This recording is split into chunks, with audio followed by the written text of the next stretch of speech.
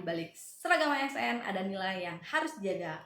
Halo semuanya, kenalin nama aku Delia Prihatin Permataurid. Aku adalah peserta latsar gelombang 1, angkatan 1 tahun 2026. Saat ini aku menjabat sebagai penyusun materi hukum dan perundang-undangan ditempatkan di Sekretariat KPU Kabupaten Bengkayang. Pada agenda 2 kali ini, aku dapatkan pembelajaran yang berimbang dari sesi sinkronus dan sesi asinkronus. Pada sesi sinkronus, aku bisa dapatkan pelajaran langsung dari fasilitator, Kanunik. Selain itu, aku juga bisa berdiskusi dan mendapatkan perspektif baru dari teman-teman latsar yang lain. Nah, di sesi asinkronus, aku punya waktu yang lebih fleksibel untuk belajar secara mandiri, membaca ulang kembali materi yang udah aku dapat. Dan selama aku belajar sendiri, aku jadi kepikiran sama satu hal nih.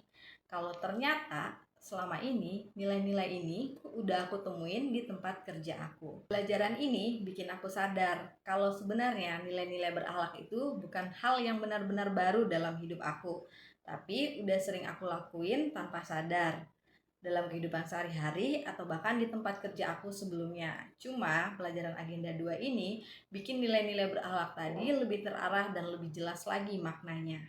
Aku juga memahami kalau nilai-nilai berakhlak itu bukan hanya slogan yang sekedar diucapkan, tapi betul-betul menjadi pedoman dalam bekerja sebagai ASN.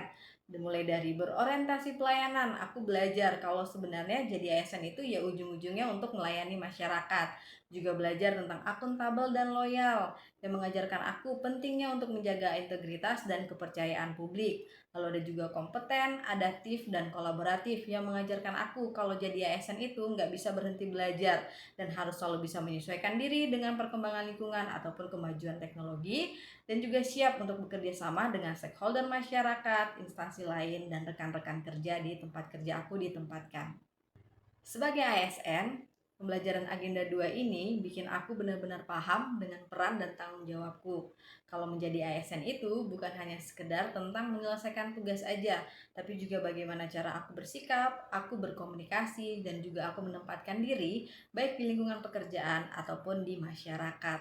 Aku juga belajar kalau menerapkan nilai-nilai berakhlak itu proses, bukan sesuatu yang instan. Diperlukan konsisten dan komitmen dalam melakukannya. Aku harap materi tentang nilai-nilai berakhlak ini nggak cuma sampai ruang kelas atau bahkan selama latsar aja, tapi benar-benar bisa diterapkan dalam kehidupan ber-ASN. Karena buat aku, menjadi ASN yang profesional itu bukan hanya tentang hebat bekerja, tapi menjadi ASN yang punya sikap dan nilai yang bisa dipercaya oleh masyarakat. Sekian learning journal dari aku. Terima kasih, sampai ketemu di jurnal aku yang berikutnya. Bye-bye.